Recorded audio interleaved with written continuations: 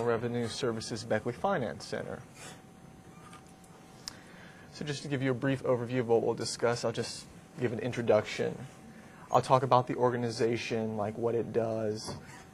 I'll talk about my specific work areas that I, as an intern, cooperated in. I'll talk about some examples of problem solving, some relevance to course materials, and also some concluding remarks if you are interested in potentially getting an internship with the Beckley Finance Center. Well, I think like a lot of people, internships were kind of hard to find this year, so I attended the accounting internship fair, and that didn't really lead to anything. But by paying attention to the listserv emails, I saw that the Beckley Finance Center was still accepting positions, and I was aware of that because I'd known other people that had went through the program. And I was really thrilled that I was able to apply. Deadline was fast approaching, but I had my resume and cover letter ready from other opportunities that I tried to participate in. I was able to get an interview and background check and all that. And then I was hooked up with an internship. So that was really good luck, especially since, as you'll see, it's a very good opportunity. The Beckley Finance Center is part of the IRS, but when you think about the IRS, you think about taxes. And really, they don't deal with taxes. Mainly, they are the bill payers for the IRS. What that means is that if there are bills that they have to pay to their vendors, for example, the entire IRS uses a computer system called IFS, then the bill is processed through the Beckley Finance Center. And by having all these accounts payable operations centralized, you have, cost management and things like that. Everything's controlled right there versus how it used to be, where it'd be in one branch here and one branch there. Everything is centralized. Actually, the Beckley Finance Center branch opened in 1993. It started with 20 employees, and now I was very surprised they have more than 250 full-time federal employees and contractors. So that's a really big number for an organization around this area. Here is the organizational chart. You might not be able to read everything, but from this it should be clear that there are a lot of opportunities to find your particular niche, and there are a lot of opportunities to move up. There are two main branches. They have the AA branch, AP and FM branch. And they deal with a lot of different things. And I was in the travel unit, which is way down there. And Amy Brush yesterday was in the relocation unit. And even though we were just, one step away on the organizational chart, what she did and what I did were very different. So there are a lot of different things that you can participate in. And here are some of the specialties of the Beckley Finance Center. One interesting one that I found is that although that you don't necessarily deal with taxes, you can apply the tax law very frequently, particularly in the travel section, since travel is a taxable expense sometimes because it can be sort of a benefit that you're given as an employee. So while I said earlier that it doesn't involve taxes, that's not necessarily true. There are areas, but it's not necessarily the whole part of the job. Now, my particular work areas, I did two things. There were SVs and AUOs. SVs are requests for accounting code changes.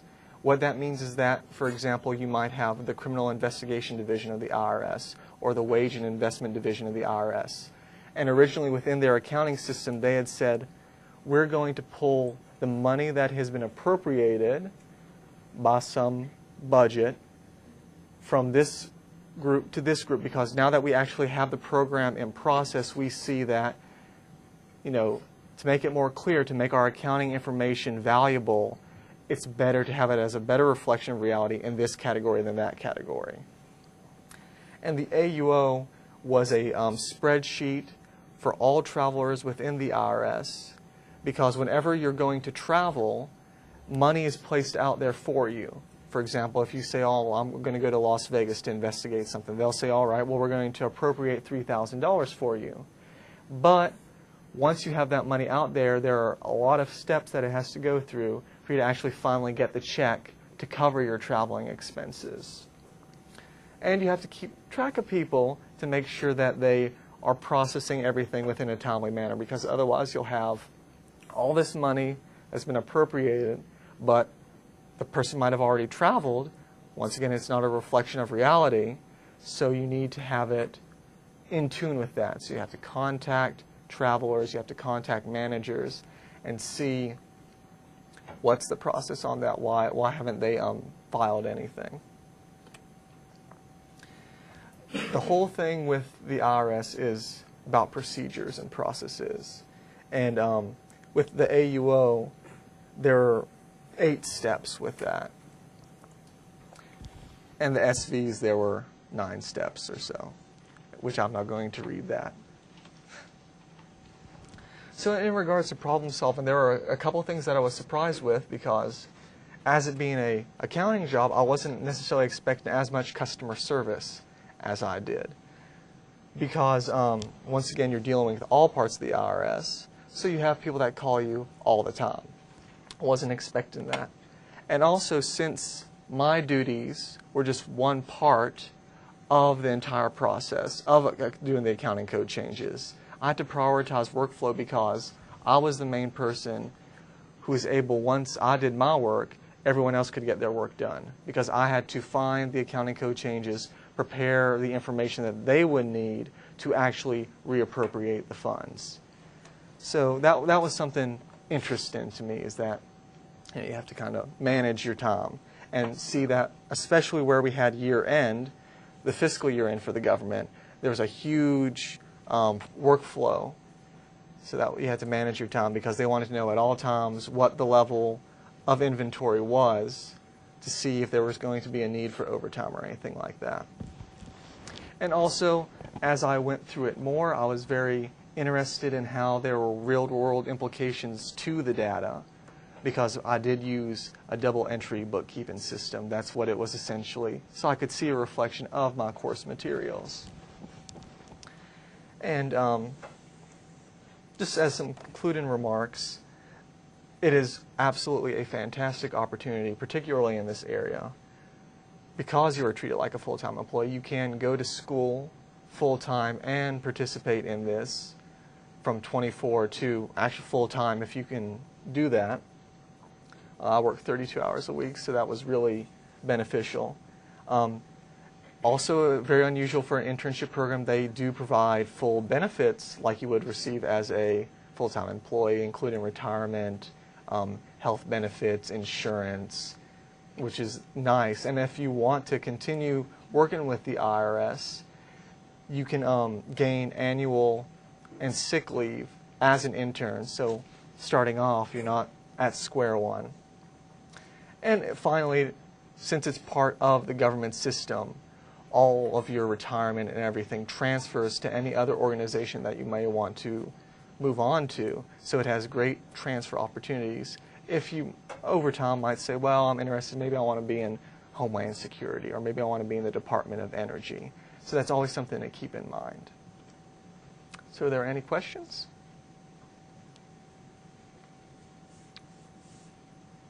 Thank you, Paul. All right, thank you very much.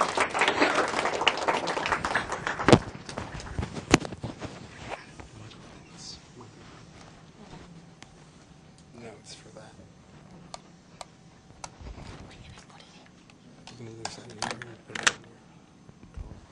But I need to move.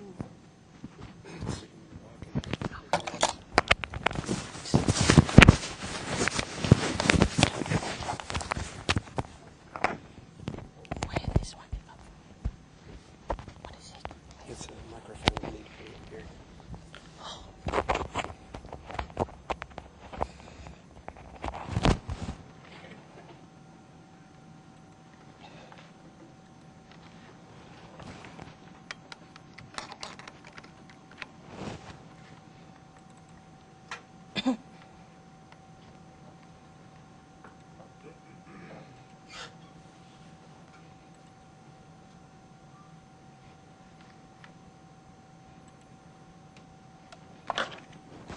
Hi everyone, my name is Linh Pham. I am an international student and I'm from Vietnam. Last summer, I decided to do the internship at the Concord business office. And why do I choose to do an internship? Because I think the internship is recommended for business majors and it provides practical experience. It also provides a strong foundation for my future. And I can put my learning to work. And it also allows me to meet the professional people in my field. And the last thing is it's really improved my work ethic and build the confidence. I had an opportunity to work in the Concord business office, and I was assigned to work in the Concord Accounts Payable office. The Concord Accounts Payable office takes care of more than 40 million of total budget of the Concord University. And the office usually manages all payment for Concord University, including goods, services, travel, purchase card transaction. And the office also is responsible for making timely payments for individuals, departments, and vendors who have followed the appropriate guidelines. I have learned a lot of important concepts during the time I had an internship.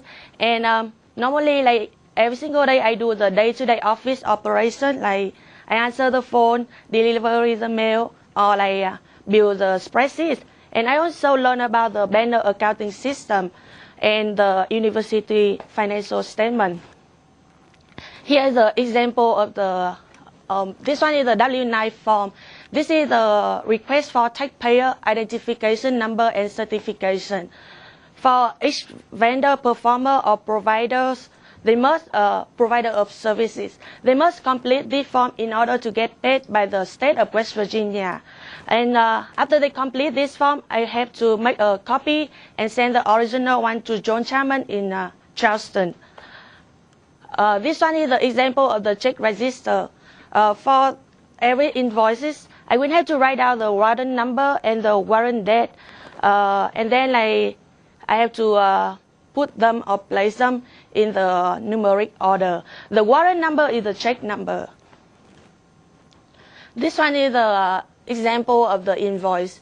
This one is the invoice of Mountaineer Gas Company. And the category for this invoice is the utilities. For this invoice, I would like to make a copy for Jeff Schumacher in the physical plant. And then I have to find this invoice in the Mountaineer Gas folder. This one is the basket essential.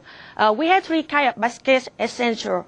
For this one, I recognize this one is from the total invoice amount. This is under $2,500. So I would like to put it in the basket essential 1. And for any basket essential 2, I will have, it's like the total amount is from $2,500 to $5,000. And for any invoice, the total amount is like more than $5,000. I will have to put it in the basket essential 3. This one is the travel reimbursement. Who like when someone travel on the behalf of the university, they are entitled to be reimbursed for the travel costs.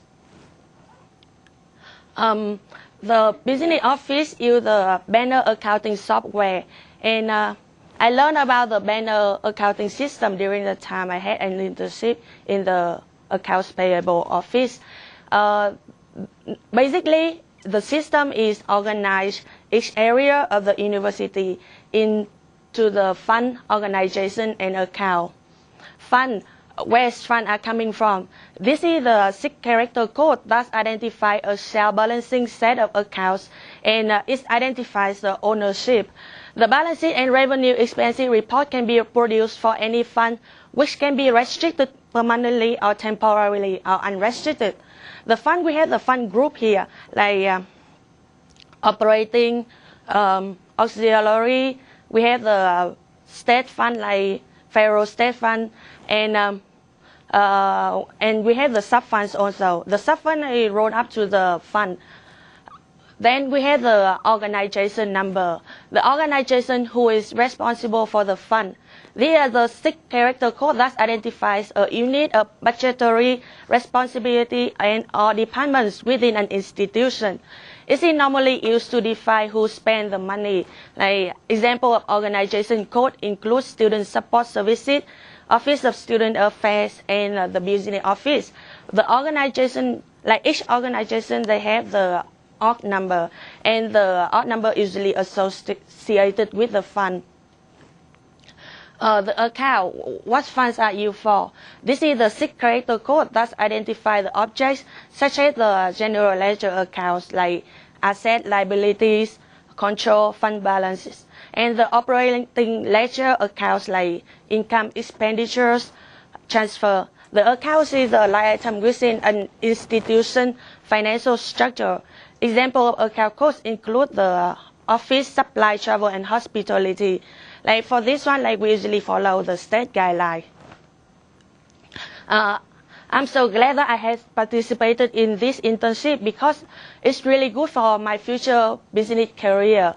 And I also can apply many things to my future career. And I have the necessary skills to communicate with people about many different issues. And it's also like a strong foundation for my entire future. I was able to take what I learned from the classroom into work, and here's some highlight of the classes. The principle of accounting and principle of finance. It helped me to read the financial statement and understand it. For the business communication, I can be able to communicate with people, and I can be able to write the formal or informal letter. For the business productive software, it helped me to deal with the computer problem or build several kinds of the spreadsheets. And other business classes is really helpful for me also. These people, they have total combined of more than 50 years working in the business field. They are professional and knowledgeable. They also, the people helped me a lot during the time I had an internship. And here the picture of them. This one is Miss Elizabeth Cahill, and you can see she right here. And this one is Miss Elizabeth Webb, and she also right here too. And she the controller of the business office. Miss Elizabeth Webb, she the financial manager of the Accounts Payable office. And Mr. Gary Hinton, he the interim purchasing agent. This one is Dr. Chuck. He used to the business professor, but right now he's the vice president of business and finance. This one is Miss Andrea Webb. She is the interim payroll act. And Miss Erin Clark, she is the program assistant. After this internship, I also improved a lot of work ethic. I be punctual, like I have to be at work at 8 a.m. every single day, and in order to complete 120 hours requirement for my internship. And I also have responsibility for my work, like for every single document or every spreadsheet I will have to make sure that I'm doing right, and then it's improve a lot of work skill. And this one is my desk, and this one is the office I work in. Does anyone have any questions? What was the most challenging part of your internship? I think the most challenging part in my internship is the working with the banner accounting system, because normally for the student we don't have the code to access to the banner accounting system, and anytime I put any invoice into the banner accounting system, I have to make sure that I do it right, or if I do anything wrong, I will have to reject it, or I will have to ask Miss Webb to help me reject it, and then I have to do it over again. And it's really take a lot of time. Right. Lynn, you mentioned the figures 2,500 and 5,000, and it led me to the question, is there any amount that you have to go and get approval from Charleston, or can Concord pay all bills out of here? We have... Is there an amount of an invoice that requires state approval from Charleston, or do we have complete authority to pay any amount of invoice here locally? For this question is, I'm not really sure about that, because like normally when what I do is like I categorize the invoices and then put it into the banner accounting system, and we have to like authorize and complete the invoice and then send it or transmit it to Charleston in order to get paid. Yeah. Other questions for Lynn? Thank you very much. My name's Anthony Sims, and I interned in the Concord University Housing Office. And my official title over the summer was Intern Resident Director and Assistant Summer Conferencing Coordinator. And first thing I want to talk about is how I got this internship. About 3 weeks into the school year, I was going on the European trip to the study abroad European trip. It got canceled at the very last minute, and I was stuck with no summer job and no internship or anything. I was pretty panicked, but in the next 20 minutes, I made several phone calls, and through networking that I've built over the years, I had 2 internship opportunities, both paid for. One was through the housing office here at Concord, and the other was through 4-H. I chose the one here at Concord because eventually I want to become a resident director as soon as I graduate from college, and this would be a great opportunity in order for me to advance and gain real experience.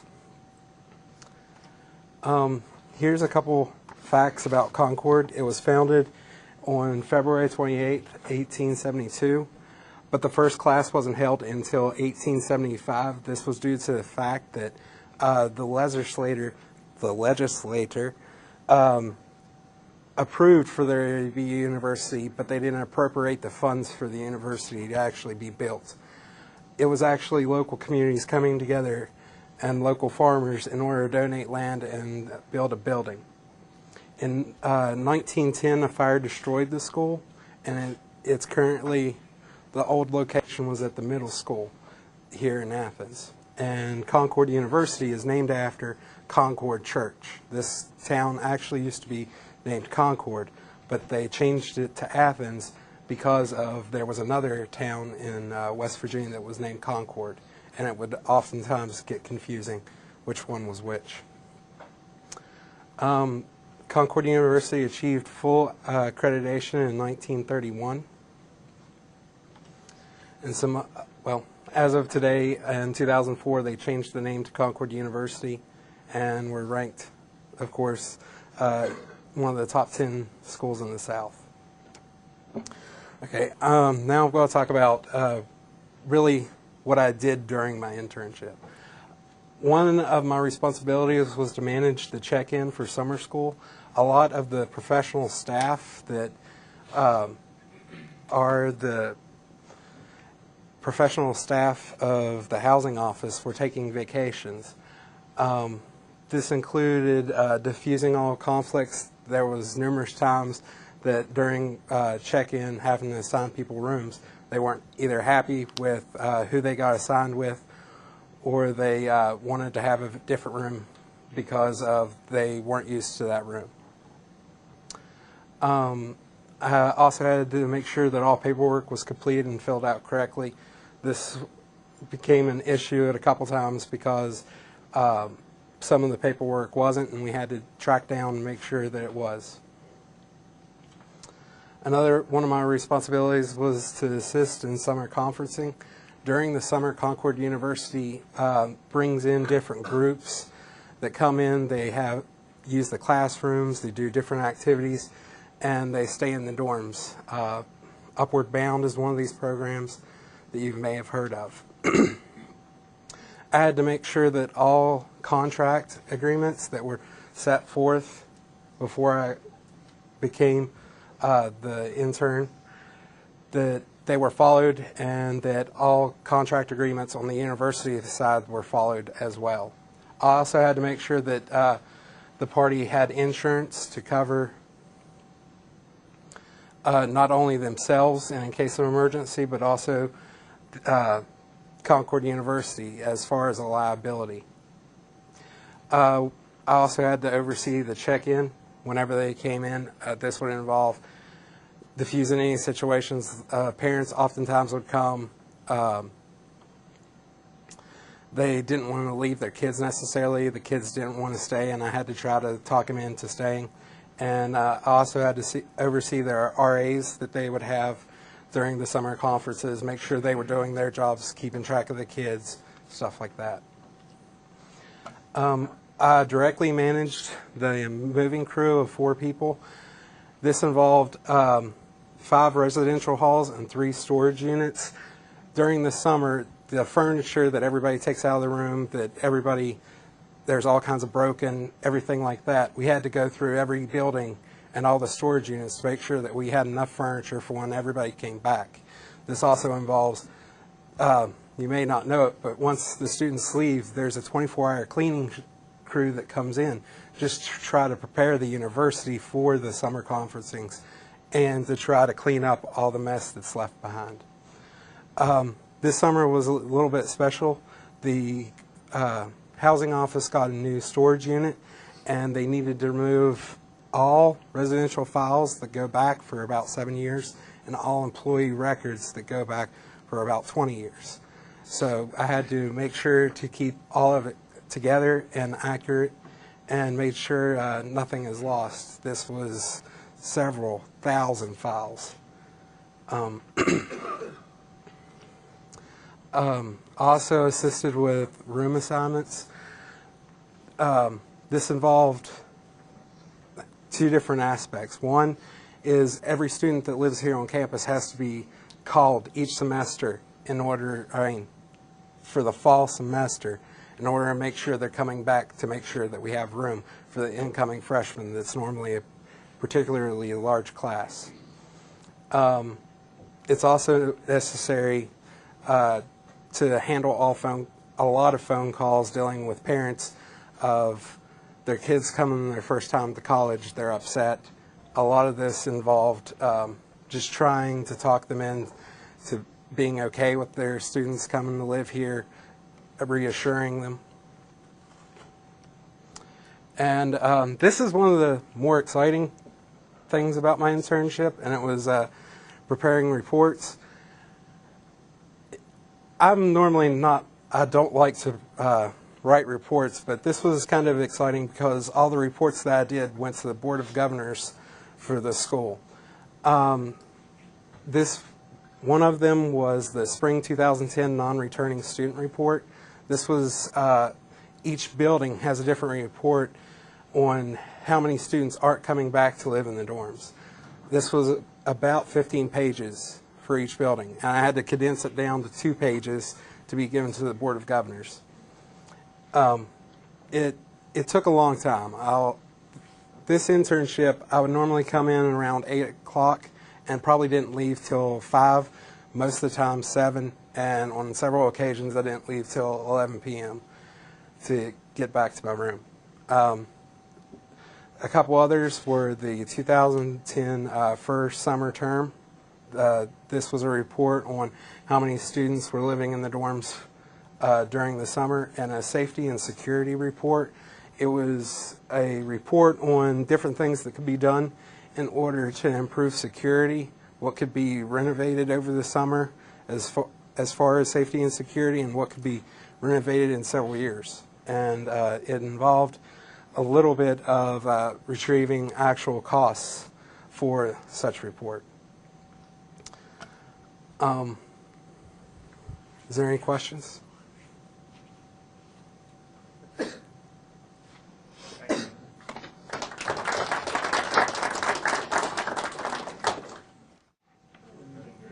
Y'all sure? Y'all can speak up, man. It's almost 12 o'clock. How's everybody doing this morning? Oh, okay. So y'all want to talk to me. Okay, that's cool. Well, my name's Justin Williams. I did my internship with the Princeton Rays. This is my introduction. I started my internship last winter break. Well, started searching for it last winter break. I really didn't know how to go about searching for an internship, so I kind of looked at it as searching for a career. But like I said, this was about a year ago, and sadly to say, I still had no idea what I wanted my career to be. So my search kind of started broad. I looked at securities trading, digital media systems. The one thing I did know is that I wanted to be in the sports entertainment industry.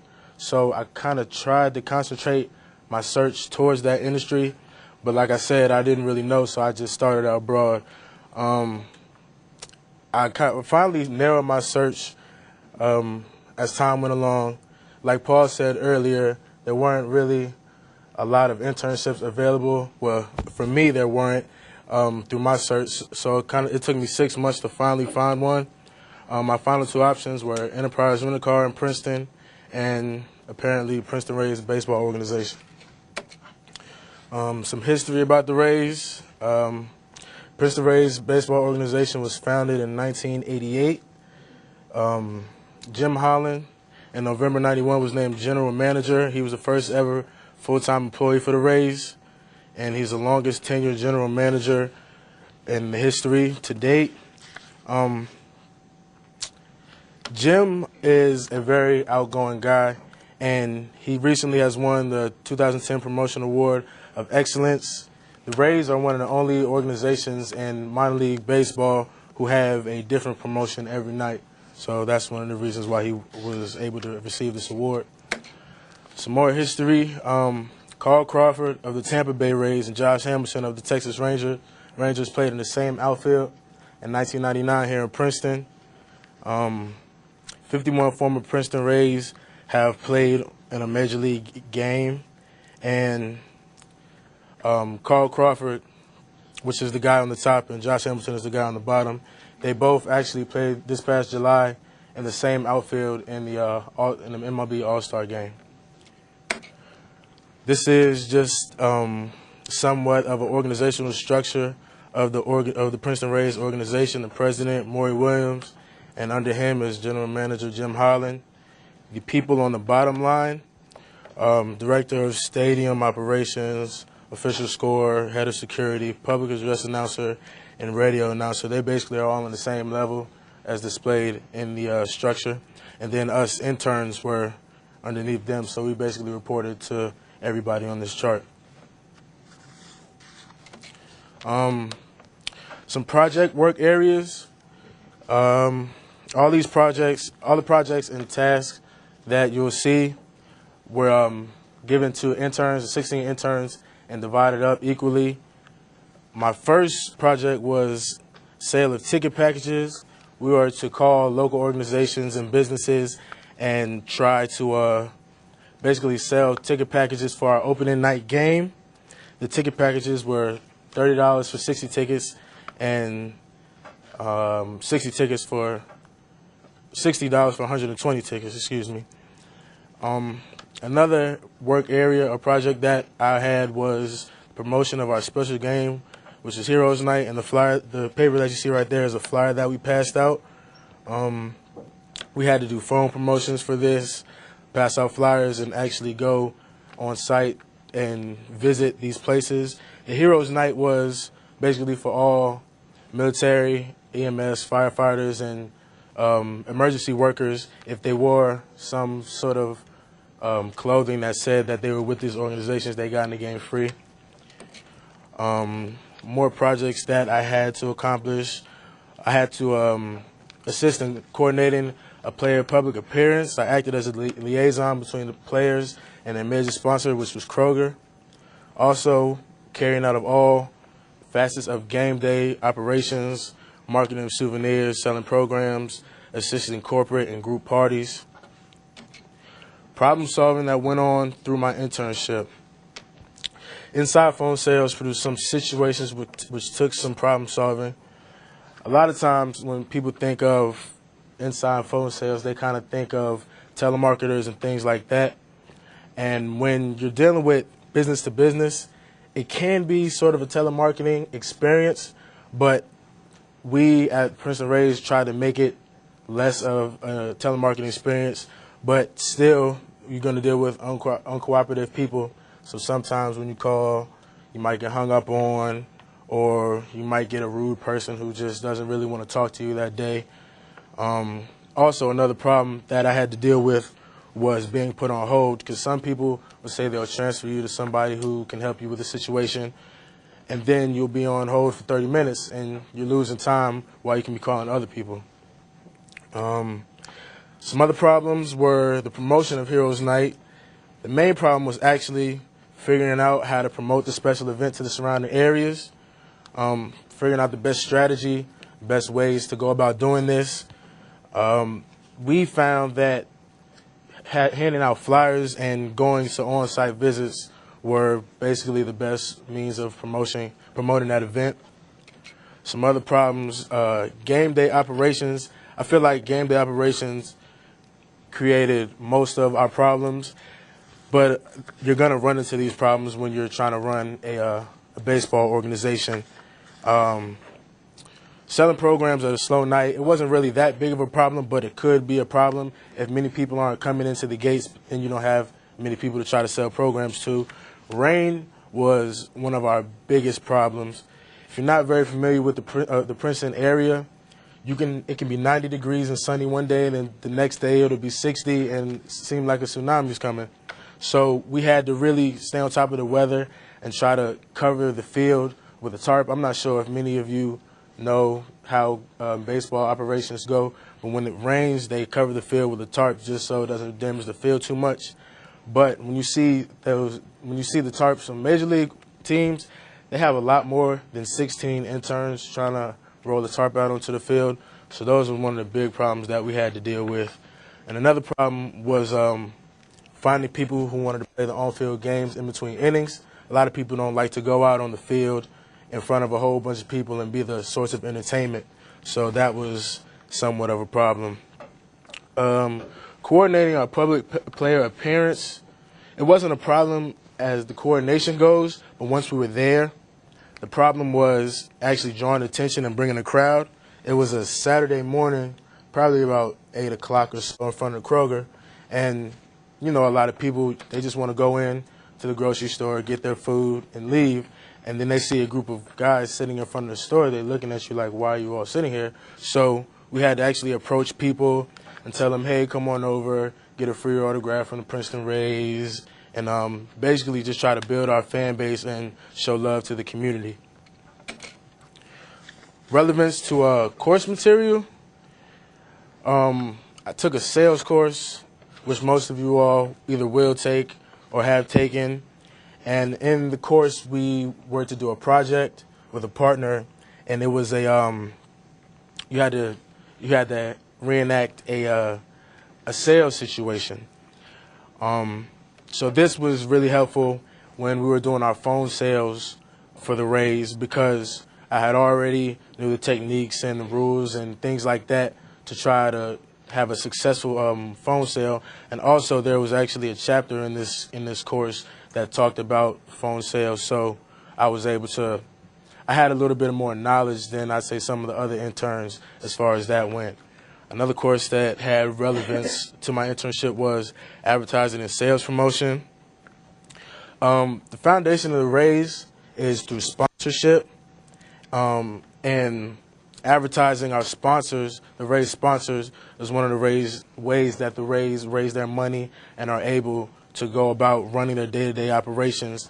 I'm not sure if you all have been to the Princeton Rays baseball stadium, but all along the back wall there's banners and signs that have different corporate sponsors and things like that. So that was one of the ways that they advertised, and one of the ways that my course was relevant to my internship. Some more courses that had relevance was business ethics and social responsibility. One of the things that I saw with working with the Rays is that the Rays feel that children are their social responsibility. They have kids clubs and clinics with players and kids days and things like that to try to bring as many kids out as they can to just be mentors to the kids and have a positive impact on their community. Labor relations and human resources was also a class that had relevance to my internship. It wasn't a small scale, but when you're dealing with the general manager of a baseball team, you can see the actual inner workings of human resources and how he has to divide projects and how he has to divide tasks and things up between his interns. So that was another way that that course was relevant to my internship. As a conclusion, I feel like my internship was very refreshing and valuable. The things that I learned in the class, of course, when you're all the students, when you're sitting in the classroom, you're like, oh, yeah, I'm learning this stuff, but you're never really going to put it to use, or you're never going to see why they're teaching it. But once you're out there in the real world and you're actually getting hands-on experience, you can really see how the things taught in the class really pertain to your real-life experiences. Any questions or comments? Justin, this was not a paid internship, correct? No, sir. Do you still think it's worthwhile? At the time, honestly, I'm not going to lie, I didn't. But looking back, I do feel like it was a valuable experience, just because if I didn't do it, then I wouldn't have been able to see how courses that I've taken actually pertain to real life experiences, and I wouldn't have been able to apply some of the things hands-on. Any more questions, comments, anything?